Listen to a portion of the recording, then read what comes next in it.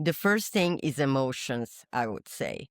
What maybe the reason why I'm still not bored, and I don't think I could ever be bored, is the fact that even when you think you've seen it all, there's always someone else that comes along with its own vision and it surprises you. It's so voyeuristic photography because it's like traveling without traveling. It can open your mind. You can go different places. You can go different mental places.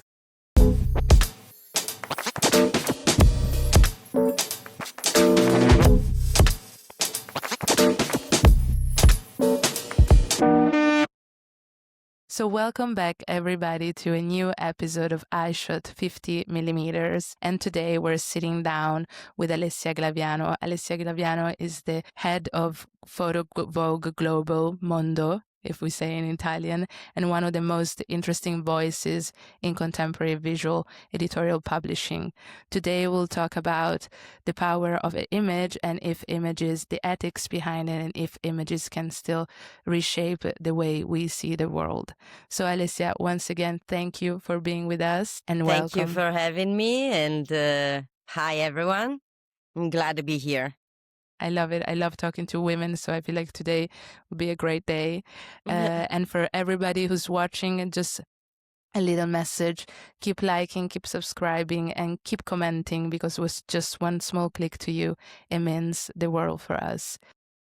Alessia, let's start. Let's just dive deep into the very first question, the most toughest question we always ask, and that would be, who is Alessia Glaviano according to Alessia Glaviano? Well, I don't want to repeat myself. It feels like, well, as you said, I am now the head of Global PhotoVogue and the director of PhotoVogue Festival. I will tell you later because we have the festival in like 10 days from now. I don't know when you're going to publish this, but we can talk about that later. And I've been working in photography for so long. I'm 55 and I grew up in a family of artists. My father is a photographer, so I was on sets since I was born. And I started working in photography in the 90s in New York. And then I started at Vogue in 2001, which makes it now 25 years that I'm a Vogue Italia. Now I have a global role, so I'm not just at Vogue Italia anymore since 3 years. And so I collaborate with all editions of Vogue worldwide. And yes, that's short for me. Yes. Okay, because you've been traveling apart from the world in itself, but you come from Palermo, right? And then you moved, or you lived in New York, you lived in Milan, still live in Milan. I wanted to ask you, what each and every city you've been to, what kind of lessons each city has gave you that you've maybe turned in your personal or work life that you can share with us? First of all, unfortunately, I never lived in Sicily. I say unfortunately because I think it's such a great place. I was born in Palermo because I was born in August and my mom was there. But my mom already lived in Milano, so I just lived in Milano and in New York. It's so enriching to change places, to see different cultures. I have to say, maybe because I lived in these two particular places, I really feel at home in both places. But then there are other places like Rome, for instance. I love Rome. I think maybe I want to live in Rome, or Sils Maria, where I always go in the mountains, is a place that I really feel at home. And of course, every place has a different energy, and New York is the city for me. It's so powerful and energetic and diverse. And you really have the feeling that anything is possible. What I really love about New York is the freedom. You really feel free from judgments, free from preconceptions. Much more than in Italy, that I find it a bit bourgeois for certain aspects. I'm lucky enough that I have a job that takes me everywhere, not only physically, but I mean, like I'm on Zoom all day long, talking to people everywhere in the world. So I really don't feel this aspect of Italy that maybe can be frustrating, if you have traveled a lot and then you come back and you just work here. I love Milano, I really do. I mean, it's beautiful. It's calmer for sure than New York. Every place has its soul. Absolutely. You've also studied political economy. I've read this, I've heard this everywhere in every interview you had, because you studied political economy and then you wanted to work for ONU, for the United Nations. And I wanted to ask you, is there a political, economical, let's say, lessons that you've learned that in some ways it's reflected in the way you look at images today? I wouldn't say that. I would say more something like, you have some things in you since childhood, I think. Some you leave, some evolve with you. And I think that something that was in me since the very beginning was this idea of trying to overcome injustices and help people who were less fortunate. So that was also the reason why I wanted to work for United Nations or similar situations. Like, I always had this thing, and at the same time, I had this strong call for the arts, for photography specifically, and for good taste, for beauty, not in the classical sense, but and so at the end, I feel you create your own path somehow, if you're lucky enough that you're able to do it. Because the other thing that I would like to always say is that I think 90%, 99% of what happens to you is just the result of where you're born, both geographically and socially and economically. So it's not about how good you are, because if you were born in Gaza these days, tell me what you're going to do. I was lucky enough that I was able to, with a lot of hard work, somehow craft my path, and I was able to bring into fashion imagery, publishing, those ethical values that were very dear to me and were the ones who drove me to wanting to study political economy. Okay. And then you moved to Vogue. I mean, there's a very long path as well and a history.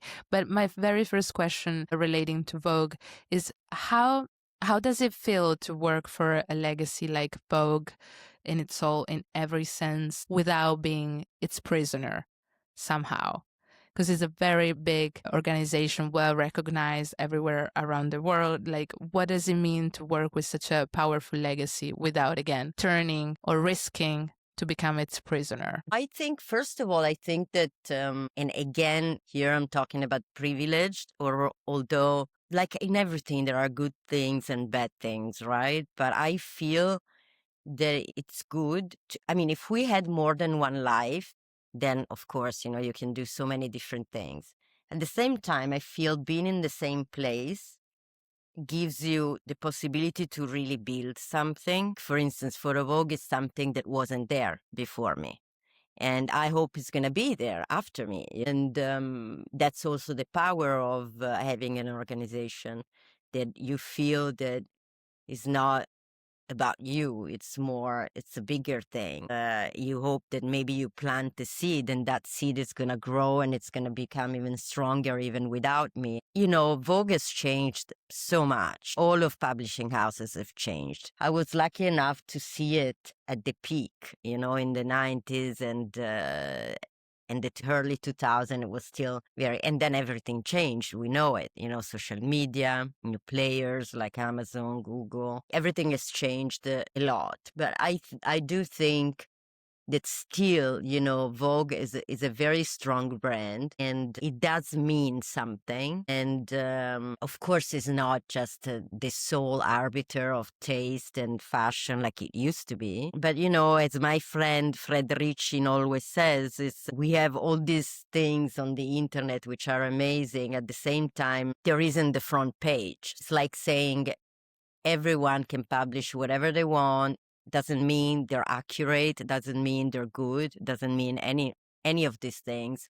So I do feel that platforms like the New York Times, like Vogue, in different areas maybe platforms that are something that people can look into it if they want to have reliable sources, no? So I think the meaning also of what we do somehow changes and shifts, and those years are not coming back, but there's also a lot of good things that weren't there when I started, and now the world is a better place, you know? And today, what do you think is the biggest, let's say, misconception about Vogue and the photography it contains? If you think there is a misconception in it, because Vogue, as you said, like what I meant before with it being its prisoner, it's being subjected to those dynamics and those logics that are structured in terms of power as well, in terms of choice, in terms of like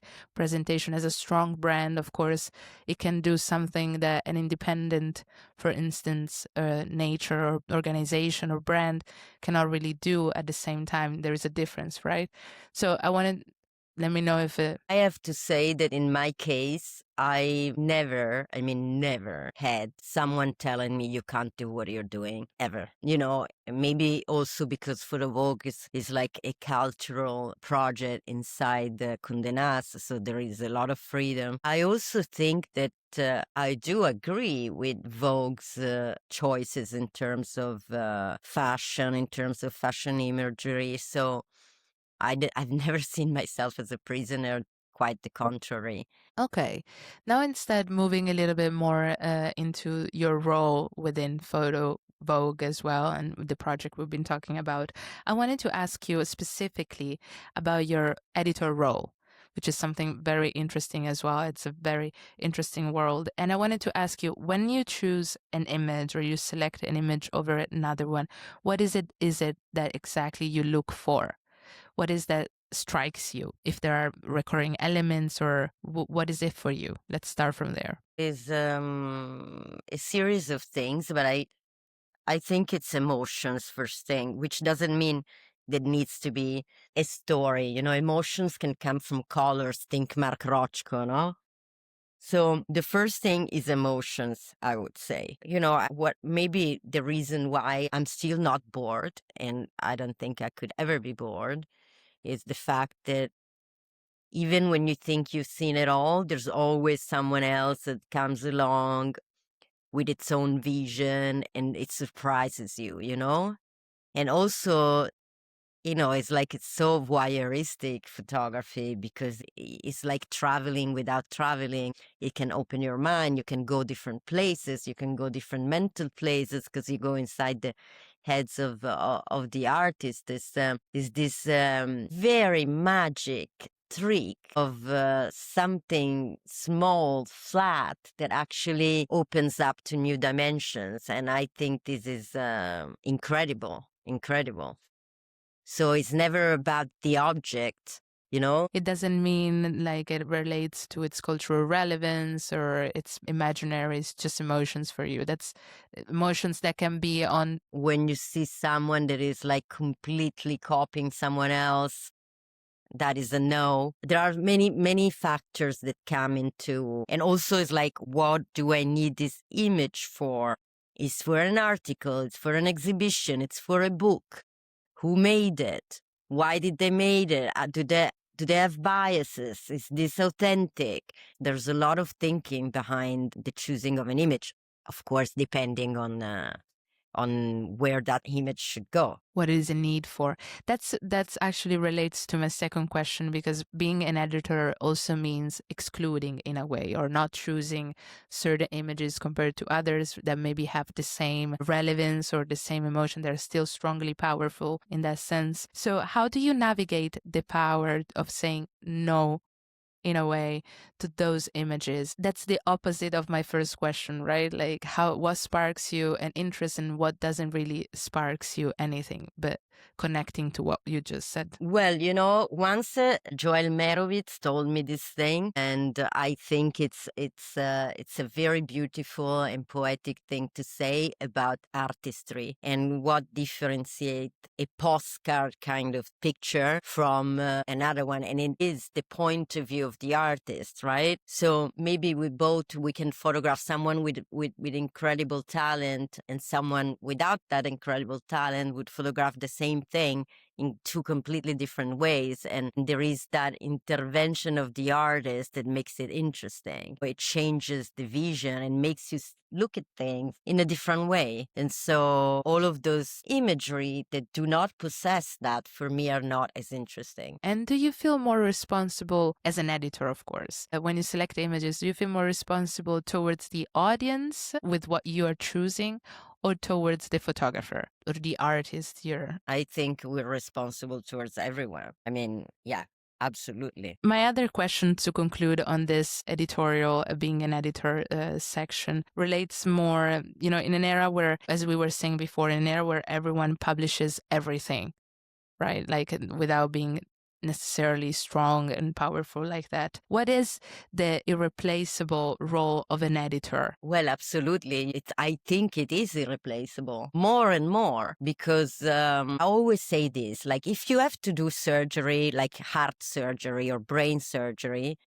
you would check who is the most skilled surgeon to go to, right? Because that person has studied, that person has a lot of experience in that. And I do feel that the same goes for judging images. You judge images with your background, with how much you know about images, your skills. It's a talent too, right? So I do feel there's a lot of incredible things out there, but there's also a lot of things that are not so good. We need to more like visual literacy. We need to learn how to read images. We need to learn what makes a good image, what makes not a good image, why. And it takes time. It's like you should be there and just, I love to do this, like with groups of people, to put an image there and read it together and see how many different layers there are to it. The angles, what is inside the frame, what's not. So yes, I think it's very important and relevant. Because would you say it's more a filter or an interpreter of life? How would you maybe place yourself or your role or your experience? I don't think there are filters anymore today, which is good because everyone can have their own public. I think we're more curators. I'm very curious about, like, as you said, you've seen thousands and thousands of images your entire career. Is there a photography cliche that you can really not stand, that you feel like if you could erase it tomorrow, you would erase it tomorrow, that you really like, oh, I'm so sick of it, I cannot do it anymore? So many. Yeah, exactly. So many. And also that changes in time, That's true. That's true. I want to talk a little bit more about the concept you were mentioning before, which is visual literacy as well. What is the most widespread form of visual literacy? First of all, again, if we could one more time give a definition, your own definition of visual literacy, and then go a little bit more into this question. We spend years in school understanding language, knowing how to write, the meaning of words, and images. Photography is a language in itself. So you must have a critical stance whenever you look at a photograph. And you must look at the physical things in the photograph that makes you think about the intention behind it, as well as thinking of who made that image. And so ask yourself a lot of questions about who made that image and why. So, I mean, I'll suggest to read John Berger. I don't know, for instance, maybe you learn something. Someone wants to know more about visual literacy and the way to position yourself in front of an image. The problem, what scares me the most today is the speed at which everything goes, because no one takes the time to do this. They don't even read the captions when you post things on social media. So that's really sad. That's really dangerous, I feel. Especially also with this all AI things approaching, fake news, and everything that relates to that. Absolutely. I want to switch gears a little bit more and touch upon diversity, inclusivity, and power, because you're also let's say, a warrior for that. You know, you advocate for that, which is something I truly admire as well and I recognize. So I wanted to ask you today, we could say in general, in the world we live, that diversity and inclusion somehow has, in certain areas, let's say, has become a trend. No, I think, first of all, I'm always interested in the results, not in the reasons why. Okay. So if even, let's say, some brands, especially years ago, started going in this direction because they felt they needed to do it, otherwise they would lose customers and there would be backlashes. Great, but they did it. And, and then the case of the people changes and society changes. Now, I'm sorry to repeat myself, but I started working in this business, and it was very, very different. There were just male photographers from the West, white. I mean, it was, and it was also, there was a lot of tensions on set. It was very, very harsh and difficult and not diverse at all. So, when I had a little bit of power, I immediately wanted to change things. And that's one of the reasons behind PhotoVogue. I don't think it's very difficult because, first of all, now we're talking about Western society, okay? Because of course, if you go to India, if you go to Asia, life is different. Visual literacy there is different. Visual history is different. They have other issues, and they have the art is like this small thing in the universe, and still we're talking about diversity, which is mind-blowing for me and insane. Is like we are just little ants in the universe and we're doing wars and things like that, or judging people for the color of the skin. It's really something that, at the same time, I don't understand how is it possible that maybe culturally we are going in a direction, and then if you see people in power in the West are going in the different direction completely. And I think it's somehow also maybe a result of all of this that it's happening.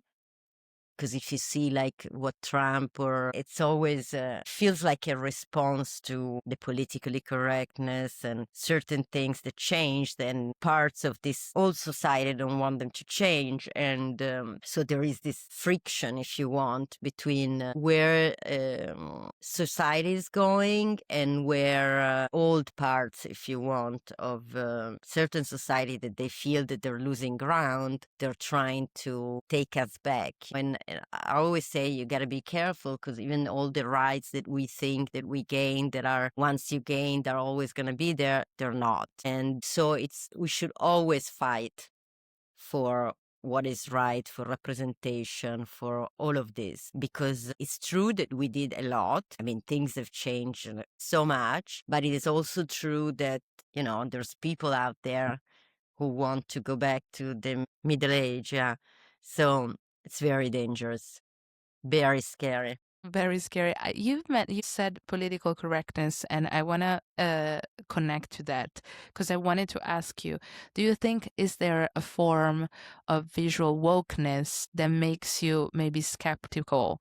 And what I mean with this is, where does authentic engagement and the aesthetic of a political correctness begin? Like with visual wokeness, I refer to maybe morally correct images that are really conservative in a way, like the right subject seems to matter more than the gaze, or the image confirms that we already know the challenge instead of talking about it. So is there a form of visual wokeness that makes you feel skeptical? Everything, when it becomes extreme, becomes dangerous. So I do believe that there have been in the past year a direction that, especially in certain universities in the US, where it has become really difficult to have a conversation, to express maybe an opinion with the fear of being canceled. But at the same time, let's ask ourselves why we got there. and the centuries of injustices they are still portrayed. And I feel that wokeness, it should be a good thing.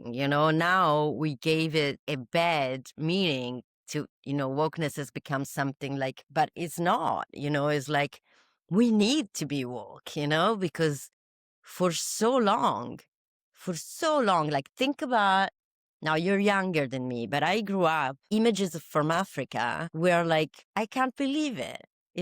Just like the white savior going there, taking picture of naked kids and holding them.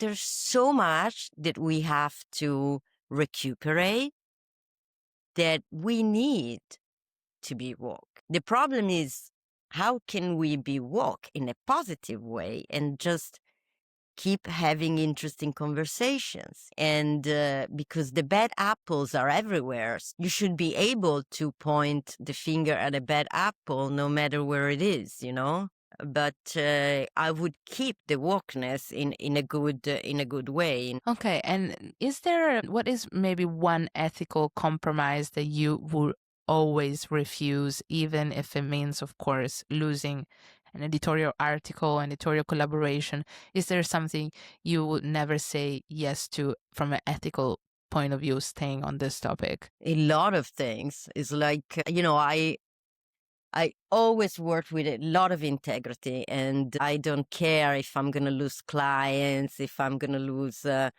it's just, I wouldn't do it. There are a lot of things that I wouldn't do, So for me, it's not just about saying things, it's also the way you live and how it affects your job and everything that you do. It's not just one thing. There are a lot of things I wouldn't accept. Everything that could be perceived as racist, that could be perceived as unjust, I would never agree to something like that. I'm always like, even if they ask me to be in a jury, I always ask, who are the other jurors? Like, you really want to make the world a better place, I like that. I think that's a very beautiful sentence. And still staying on the topic of representation, gender, you've done a theme of the festival called Female Gaze as well. And my question would be, staying on the topic of gender, how do cultural differences emerge from different women photographers from around the world, from different regions? How do they tell with their differences the experience of being a woman and a photographer? So how do cultural differences emerge in the way women photographers tell their own experiences with the festival connected to it? So the festival, the Female Gaze, was the first festival we did in 2016. Now, in 2016, we were actually the first one to start talking about female gaze. And there was a need still to start from the point of the male gaze, okay? I think that now we are beyond that. It's more about the complexity of the female vision, and doesn't necessarily need to start from the gaze of the male gaze. And what I see, so now we did this open call in 2025, Women by Women, was extremely successful. We received more than 9,500 artists who participated. It was really incredible. It was so hard, to just choose a few. We did a short list of 150. We had this stellar jury with a lot of incredible photographers like Vivian Sassen, Zoe Gertner, all of the photographers, women who work for every edition of Vogue worldwide were in the jury. We also did mentorships. So we paired one photographer with one of these big photographers from Vogue, who would mentor them for a year. So that's like all for free. This thanks to the generosity, of course, of the contributors. And so now the new festival is going to be Women by Women. And it's going to be at the Braidense in Milano, in beautiful, beautiful location in Palazzo Brera, where the Pinacoteca is. It's going to be 4 days of exhibitions, panels, a lot of things, and it's free. It's open to everyone. So if you're in Milano, you have to come. It's such a great space where, I feel there is a lot of freedom to be oneself. And I do feel this surrounded by women, that there is bit of a lack of tension in a good way sometimes, and it's like Among Us. I really enjoy that, and I'm sure it's going to be fantastic. That's really interesting. Whatever you want to add on the festival, like, please share with us, with all our community. I'm pretty sure they know about it. And in case you're in Milan, go visit. Yeah, you can also look at the program on PhotoVogue. It's called All You Need to Know About PhotoVogue Festival 2026. And there's everything. You can see the exhibitions. You can see the program of the talks. So yes, you're all invited. Are you coming? Oh, I wish I could come. Yes, most probably. Let's see if we can do that. I have a couple of more questions that still stay on the topic, but also kind of like drifting away also for the time we have. The very first one would be, is there a part of your work that the public doesn't see according to you and that you think is the most underestimated somehow? Not that I care about that. I mean, it's like, I don't have a big ego. I mean, I do, but it's about the things that I want to do good things out there. It's not about me again, it's just, I just want to say one thing, is like the fact that today I can do maybe something in 2 minutes. It's because I studied so much. I worked so much. So those 2 minutes for me could be 2 days for someone else. Okay. So no, but this is just to say the importance of studying, always studying. You never stop studying. I still study today. And there's a lot of work into everything that is then seen on the outside, Okay, perfect. On a daily basis, as you said so far, you are in contact with different people from different parts of the world, different generation. And I wanted to ask you, relating to the younger generation of photographers, I guess they, correct me if I'm wrong, they maybe seem more collaborative, let's say, than previous generations. Yes, yes. I love that about the younger people. I love this community. They help each other. They really nurture each other. It's a pleasure. It's a joy to see them like this. Before it was so competitive. And if you think that today actually it should be even more competitive, and then it's not, I mean, yes, of course, then there is, but still, there's a lot of collaborations, a lot of, also maybe these people grew up with internet and social media. And if you don't get together, you don't go anywhere. It's like, it's such a big world out there. We all need to help each other. And how is this evolving? Let's say we could say sense of community some ways. How is this sense of community evolving or changing maybe all dynamics of fashion in editorials or the industry of photography in itself? How is it changing? Do you think it's changing somehow? In what way? How is this evolving sense of community growing, as we were saying so far, changing old editorial dynamics or dynamics within the industry? Of course, everything changes. It's not just the community. It's like so many different things. Social media have changed it, and of course, there are people who collaborate together, do projects together, or keep working together. But this has always also been the case because, it's always been that maybe a photographer has his team that they're so used to work with. Think like Steven Meisel, Pat McGrath, Guido Palau, there are small communities. Okay. My final question, and then I'll let you go, would be, in 20 years from now, someone looks back at your work. What do you hope they will see in your work or think about it, even if you don't care what others think about you? Just joking. But like, well, I really hope that I helped make a difference so that more people feel seen and our industry is, more just and ethical. That's what I hope. I like that. I think that's a very great conclusion. Thank you, dear, and thank you, everyone. Thank you. Thank you so much again. Thank you.